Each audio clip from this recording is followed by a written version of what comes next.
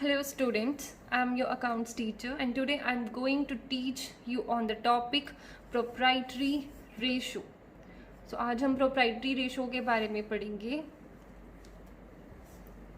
So proprietary ratio होता क्या कि the proprietary ratio establish the relationship between proprietors funds and total assets. Okay, कि proprietary ratio. सो proprietor का सबसे पहले मीन्स क्या होता है, शेयर होल्डर्स ना.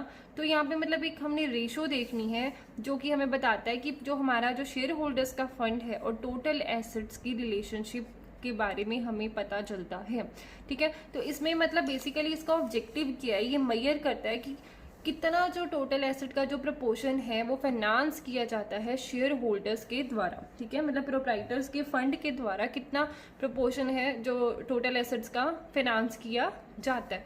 तो प्रोप्राइटरी रेशो हमने निकालनी कैसे है, तो प्रोप्राइटरी रेशो निकालने के लिए हमारे पास फॉर्मूला है प्रोप्राइटर्स फंड और शेयर होल्डर्स फंड्स. ठीक है, हम इसको शेयर होल्डर्स फंड्स भी बोलते हैं, ओवर टोटल एसेट्स. तो हमें यहाँ पे एक तो शेयर होल्डर्स फंड्स निकालनी है और टोटल एसेट्स निकालनी है. देन हम उसको डिवाइड कर देंगे तो हमारे पास प्रोप्राइटरी रेशो आ जाएगी. राइट, तो जो हमारी जो प्रोप्राइटरी रेशो है ना, हम इसको टू पार्ट्स में निकाल सकते हैं. मतलब एक तो लायबिलिटी अप्रोच लगा के कर सकते हैं या फिर एसेट अप्रोच, जो भी आपको मतलब ठीक लगे, जो भी क्वेश्चन के अकॉर्डिंग सूट करती हो. तो सबसे पहले तो मैं आपको लायबिलिटी अप्रोच में बताऊंगी कि अगर हमने प्रोप्राइटरी रेशो को लायबिलिटी अप्रोच से निकालना हो तो कैसे निकालना है. तो यहाँ पे हम लायबिलिटी के लिए share capital plus reserve and surplus इन दोनों को प्लस कर देंगे. और अगर एसेट अप्रोच के अकॉर्डिंग निकालना है तो एसेट अप्रोच में देखो, एसेट में दो चीजें होती है, तो नॉन करंट एसेट होते हैं और करंट एसेट होते हैं. तो हमने इनको प्लस कर देना है. नॉन करंट एसेट्स में टेंजिबल प्लस इंटेंजिबल एसेट्स आ जाएंगी, नॉन करंट इन्वेस्टमेंट्स आ जाएंगी, long term loans and advances. तो इसमें आपने प्लस करना है वर्किंग कैपिटल. तो वर्किंग कैपिटल हमने पिछले वीडियो में मैंने बताया कैसे निकालना है. वर्किंग कैपिटल हमने निकालना है current asset minus current liability. Right, तो वो जो current asset minus current liability करके आंसर आएगा तो वो आपने यहाँ पे वर्किंग कैपिटल की जगह पे फिल आउट कर देना है. और आपको ये जो वर्किंग कैपिटल है इसको नोट्स टू अकाउंट्स में मतलब नोट्स में नीचे करके वर्किंग नोट में आपको बता देना है. माइनस हम इसमें करेंगे नॉन करंट लायबिलिटीज. तो नॉन करंट लायबिलिटीज में हमारे पास जैसे long term borrowings, long term provisions, ये हमने चीजें यहाँ पे माइनस करनी है. ठीक है, उसके बाद टोटल एसेट्स. तो टोटल एसेट्स हम कैसे निकालेंगे. ठीक है, तो टोटल एसेट्स निकालने के लिए हम इसमें नॉन करंट एसेट और करंट एसेट दोनों को प्लस कर देंगे. तो टोटल एसेट में जैसे हम tangible fixed asset, intangible fixed asset, non current investments, long term loans and advances, ये सब इसमें प्लस कर देंगे. और करंट एसेट्स में करंट इन्वेस्टमेंट्स, इन्वेंट्रीज, इसमें हम स्पेयर पार्ट्स और लूज टूल्स भी इंक्लूड करेंगे, क्योंकि हमने जो ये स्पेयर पार्ट्स और लूज टूल्स हैं इसको हमने करंट रेशो में जब निकाला था तो माइनस करा था, बट इसमें हमने यहाँ पे इंक्लूड करना है. तो वहाँ पे तो हमने जस्ट लिया ही नहीं था ना इसको. उसके बाद trade receivables, cash and cash equivalents, short term loans and advances plus other current assets. तो ये सब हम टोटल एसेट्स निकालने के लिए प्लस कर देंगे. तो जब ये दोनों चीजें हमारी निकल जाएंगी देन हमने उसको डिवाइड एंड रेशो निकल गई हमारी. तो जो हमारी प्रोप्राइटरी रेशो है ये निकालनी बहुत ज़रूरी है, क्योंकि एक तो ये क्रेडिटर्स के लिए सबसे ज़्यादा इंपॉर्टेंट है. किसके लिए इंपॉर्टेंट है, इंपॉर्टेंट फॉर क्रेडिटर्स. राइट, क्यों क्रेडिटर्स के लिए इंपॉर्टेंट है. देखें, जब क्रेडिटर आपको मतलब जिस बंदे से आप लोन लेते हो ना, तो सबसे पहले वो ये देखता है कि आपकी कंपनी में आपकी कंपनी का खुद का पैसा कितना है. मतलब कि जो शेयर होल्डर्स हैं जिन्होंने वो जो है फाइनेंस करती हैं टोटल एसेट्स में, उन्होंने कितना पैसा जो है लगाया हुआ है, वो कंपनी का ही पैसा माना जाता है ना. तो वो कितना उसके पास खुद का पैसा है, तो उसी के अकॉर्डिंग वो आपको लोन देता है कि हाँ इन केस अगर आगे वो पे आउट ना कर सके कंपनी, ठीक है, तो वो लोन आपको प्रोवाइड नहीं करेगा कि अगर आपकी शेयर होल्डर्स फंड्स कम होंगे. राइट, तो अगर हमारी जो प्रोप्राइटरी रेशो है अगर वो हाई होती है तो ये सेफ्टी है. ठीक है, किसके लिए? ये क्रेडिटर्स के लिए सेफ्टी है, क्योंकि क्रेडिटर देख के ही पैसा देगा। अगर हमारे पास शेयर होल्डर्स फंड्स ज़्यादा हमें फ्यूचर में जो है हम इजीली क्रेडिटर्स को पे आउट कर सकते हैं। तो अगर हमारी रेशो कम आएगी तो इसका मतलब जो हमारी कंपनी है उसके पास इतना पैसा नहीं है कि अगर फ्यूचर में ज़रूरत पड़े पैसा देने की तो हम पैसा क्रेडिटर को नहीं दे सकते। तो जो क्रेडिटर है वो आपको अगली बार लोन देने से पहले सोचेगा कि हाँ, कि मतलब इनके पास, कंपनी के पास पैसा तो है नहीं, तो कहीं मेरा पैसा डूब ही ना जाए, राइट। तो इसलिए तो ये सबसे ज़्यादा क्रेडिटर्स के लिए इंपॉर्टेंट है, वो देखता है कि मैंने पैसा देना है कि नहीं देना, राइट। तो अब हम क्वेश्चन स्टार्ट करेंगे, ठीक है। ये हमारा फर्स्ट क्वेश्चन जो है, so this is from the following calculate proprietary ratio. तो यहाँ पे मेरे पास शेयर होल्डर्स फंड्स दिए हैं जो कि इक्विटी शेयर कैपिटल है इसमें 1 लाख, प्रेफरेंस शेयर कैपिटल है 50,000, रिजर्व्स एंड सरप्लस मेरे पास है 25,000, नॉन करंट लायबिलिटीज यहाँ पे मेरे पास दी हुई है debentures 60,000, current liabilities trade payables. Now अब non current asset, fixed asset इसमें टेंजिबल दिए हुए हैं 1,25,000, करंट एसेट्स में मेरे पास करंट इन्वेस्टमेंट है 75,000, cash and cash equivalents 40,000, other current assets 10,000, right. तो इसका जो टोटल है वो 2,50,000 मेरा यहाँ पे बन रहा है। तो अब मैं यहाँ पे आपको सोल्यूशन स्टार्ट करने जा रही हूँ। तो सोल्यूशन में सबसे पहले तो हम क्या लिखेंगे, सबसे पहले हम यहाँ पे अपना फॉर्मूला लिखेंगे। Proprietary ratio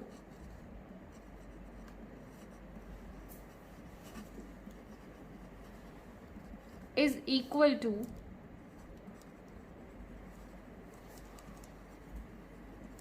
shareholders funds over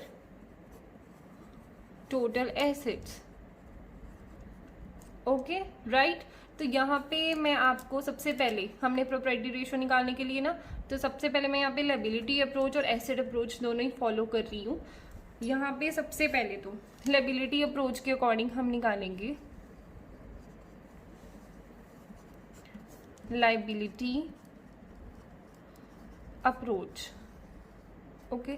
तो यहाँ पे सबसे पहले मेरे पास दिया ही हुआ है इक्विटी शेयर कैपिटल, यहाँ पे प्लस करने के लिए share capital plus reserves and surplus होना चाहिए ना। तो दो मेरे पास शेयर कैपिटल है, एक इक्विटी वाले हैं, दूसरा प्रेफरेंस है और रिजर्व एंड सरप्लस है। इन तीनों को मैं यहाँ पे प्लस कर दूंगी। Share capital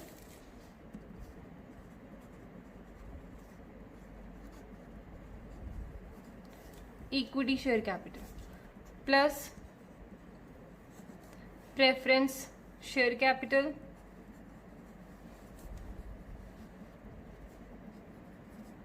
then again plus reserves and surplus, ठीक है। तो यहाँ पे अब मैं यहाँ पे अमाउंट फिल कर दूंगी 1 lakh equity share capital, preference share capital 50,000, यहाँ पे रुपीज साथ में लगा देने हैं, रिजर्व एंड सरप्लस रुपीज 25,000, ठीक है। तो मेरा यहाँ पे जो आंसर बनेगा 1,50,000 एंड 25 1,75,000, तो यहाँ पे मेरा आ गया रुपीज 1,75,000। तो ये लायबिलिटी अप्रोच से 1,75,000 आ गया। अब एसेट अप्रोच,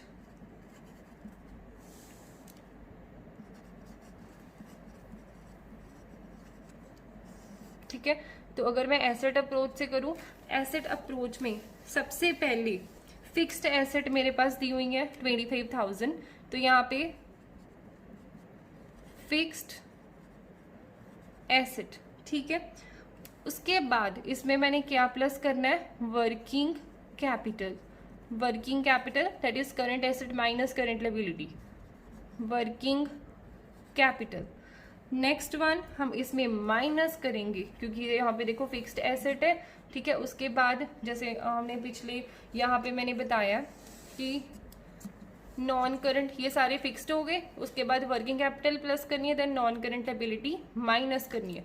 तो यहाँ पे मेरे पास फिक्स्ड एसेट है, फिक्स्ड एसेट में हमने क्या प्लस करना है, वर्किंग कैपिटल। तो वर्किंग कैपिटल मेरी ये करंट एसेट माइनस ये वाली जो करंट लायबिलिटी है ट्रेड पेबल्स, ये हम इसमें माइनस कर देंगे तो मेरे पास वर्किंग कैपिटल आ जाएगा, then minus non current liabilities, non current liabilities, right. Non current, तो यहाँ पे एसेट अप्रोच के लिए fixed asset plus working capital minus non current liabilities. तो फिक्स्ड एसेट मेरे पास ऑलरेडी 1,25,000 यहाँ पे मेंशन है, तो वर्किंग कैपिटल नेक्स्ट है, तो इसमें करंट एसेट माइनस में करंट लायबिलिटी जो ट्रेड पेबल्स है वो माइनस कर दूंगी, तो वहाँ पे मेरे पास 1,10,000 अमाउंट आ गई। अब नॉन करंट लायबिलिटीज है, नॉन करंट लायबिलिटीज मेरे पास डिबेंचर्स दी हैं, डेट इज 60,000, तो यहाँ पे 60,000 मैंने माइनस कर देनी है। 1,25,000 प्लस 1,10,000 यहाँ पे आएगा ₹2,35,000 माइनस यहाँ पे मैंने 60,000 कर देना है। तो जब मैं इन दोनों को माइनस करूंगी तो यहाँ पे मेरे पास आंसर आ जाएगा ₹1,75,000। ओके, तो मैंने आपको यहाँ पे दोनों अप्रोच से करके यहाँ पे बता दिया कि लायबिलिटी अप्रोच और एसेट अप्रोच, चाहे हम ये अप्रोच फॉलो करें चाहे ये फॉलो करें, आंसर मेरा दोनों में सेम ही आएगा। ठीक है, यहाँ पे भी 1,75,000 आ गया, इधर भी 1,75,000 मेरा आंसर आ गया। तो यहाँ पे जो शेयर होल्डर्स फंड्स है इधर मैंने 1,75,000 लिख दूंगी।